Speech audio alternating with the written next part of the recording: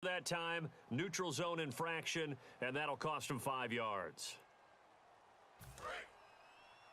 Key to tight end, key to tight end.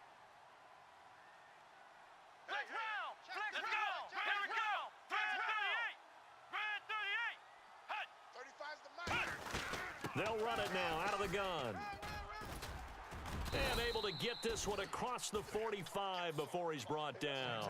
Give him 11 on the gain there, and that enables him to also pick up the first. Good job, baby. Good job. Good stop, D. Good stop. Let's go! Red 38! Red 38! Ohio! Flex round! Flex round! Come on! Back to the ground on first. Again, it's Rawls. No gain on the play. It'll be second down. And if you're the defense and those D tackles, you like that they're trying to run the football here against your 4-3, don't you? Yeah, because they tend to eat things up because they are so strong and physical, and especially when they play with leverage where they get lower than the offensive linemen and control them. And what I love about the good defensive tackles, they can play over the guards, they can slide and play over the center. Nobody in the offense likes that day when they have to deal with those guys. That one good for 16, and the drive will continue. And when you're playing a quarterback with some experience and some moxie, you enter the danger zone when you decide to blitz him, because if he's able to diagnose as he did on that play, he can hurt you downfield. He reads defenses so well, doesn't he? He really does, and the best part about that play for him, I don't think that was his primary target. I don't think so either. I think he had the read, figured out where the blitz was coming from, and went to a secondary target for a really nice gain. On second down, Rawls.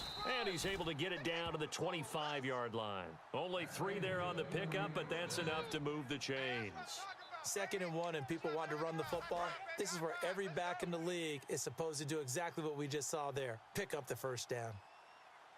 Let's go! White 90! 35. White 90! Watch the curl. Watch the curls. Ohio! Ohio! Now on first down, he'll drop to throw it. He was trying for his tight end, the veteran Anthony Fasano, and that'll bring up second down. It's a tried and true formula, and I don't think it'll change for as long as we play football. If someone's trying to throw the ball and you can put pressure on them and make it tough, that's only going to help your defense. Yeah, he's since being hurried. He got rid of it before taking the hit, but incomplete. Red 35's the mic. 38! Red 38! You remember me? You remember me? Let's go, baby. Ohio! Ohio! He'll try again with the arm here on second down. He goes underneath to Freeman. It's an 8-yard pickup, and all of a sudden here, it's third down. I like it, I like it, I like it. Get everyone involved in the passing game, and you know you can create those great mismatches throwing it to your guys out of the backfield. And on the first drive, that can also help establish some rhythm, right? I think so. It gets everyone involved. They feel like they're part of it, and really gets them amped up as they go forward. He needed 2, he got 1, and that's going to leave him with 4th down at a yard.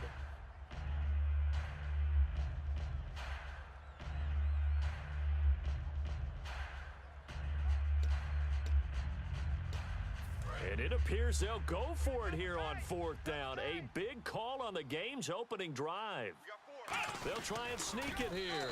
Give him 2 yards on that play, and they're able to pick up the conversion here on 4th down.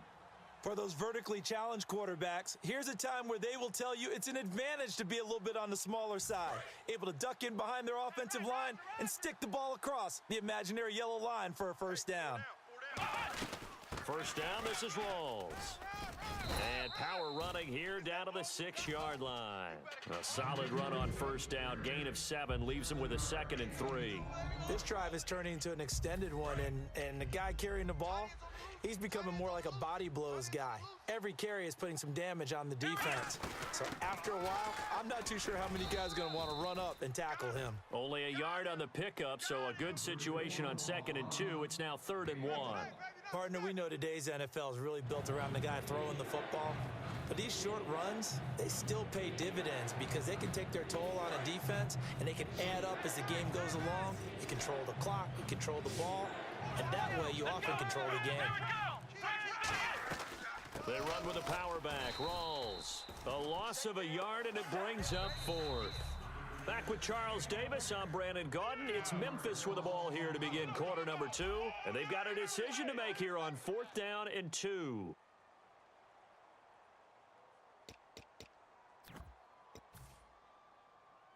And the first play will be a field goal try. From the right hash here, should be an easy one.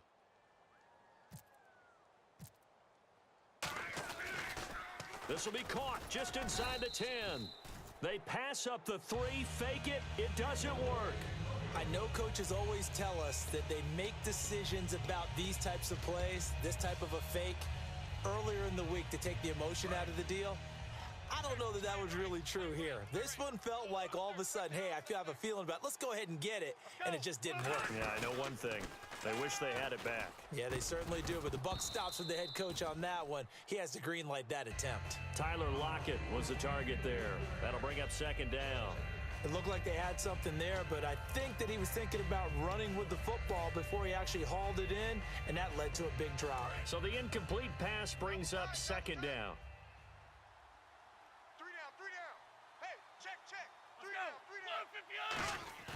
From deep in their own territory. In trouble, and the ball's out. It's in the end zone loose. And it looks like the offense did get the football back, but it is clearly in that end zone, and it's going to be a safety. So after a scoreless first quarter, we at least finally get some points on the board. But it can't be what either of us expected, can it? No, the safety's not what you expect for the first points of the game, but one of the goose eggs is gone.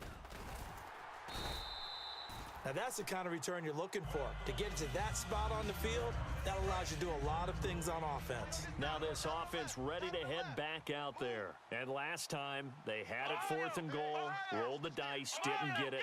Now they've got to put that behind them, try to put together another drive.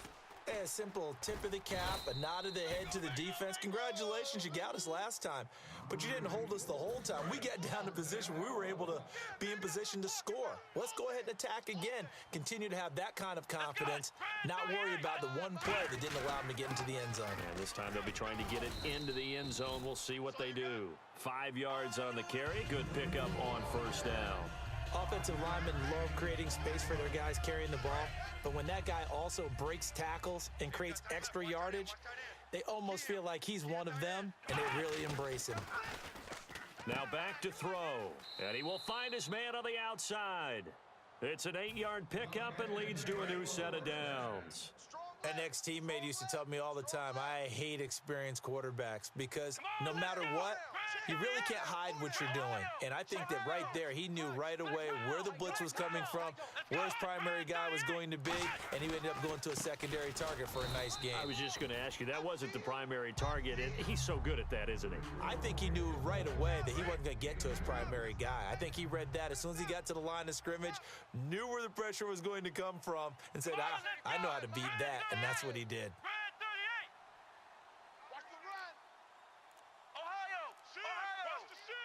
And with that, it's 2-minute warning time here, the NFL on EA Sports.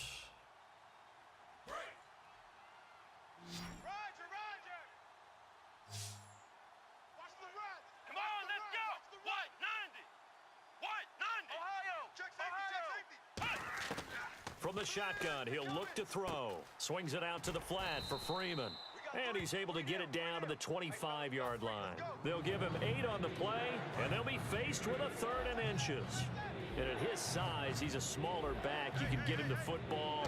He can kind of get lost, make someone miss. It's good for him. Yeah, it's great for him. I like what you said there. Sometimes he gets lost in the traffic a little bit, but get him out in the open field into some space. That plays to his strengths the best and keeps him out of it where all the big boys are, you know, make someone miss in the open field. Austin's got it left side.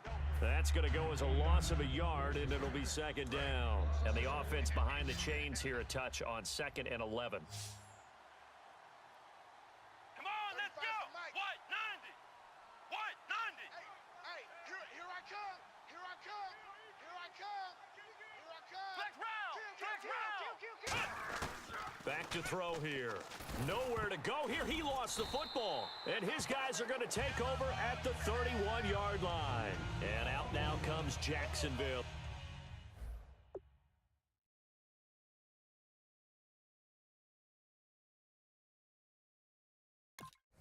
as they get ready to go. And, of course, coming off the safety the last time they had the football. I never want that. No, that's pretty unique, too, isn't it? When you give up points that way and the scoreboard, you look up and it says 2-0, it can throw you a little bit. Let's see if they can put that to the side and move forward. Oh, the ball comes out on the hit, but they'll say it's incomplete. When defenses get to the quarterback that quickly, a lot of times it's called a jailbreak. It wasn't quite that fast, but fast enough that he had no time to look downfield and set himself to throw the ball. And as he tried to do that, he was hit, and it forced an incompletion. Let's go. 319. 319. Off the play fake, he'll look to throw. Forced out to his left. It's caught by Quincy Enunwa. Oh, He will not go down. have to retape those ankles. A big play there just before halftime. 63 yards. Similar to a slant, it's all about timing when you're throwing a crossing route. Quarterback and receiver have to be in sync, and when they put it on them just right and catch it full speed, running through a defense can often result in a big pickup of yardage. That's going to be caught at the 10-yard line. And he will get this into the end zone for a Jaguar touchdown. Ezekiel Elliott from 6 yards away. And the Jaguars have taken the lead. Leopard.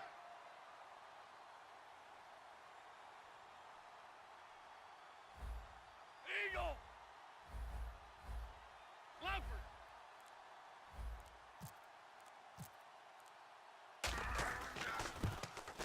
And it's now a 7-2 ball game.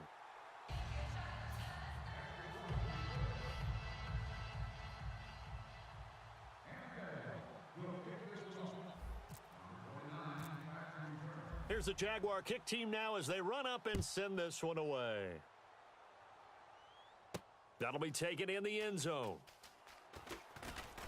And in hindsight, probably should have stayed where he was, as he'll only get back to the 16-yard line.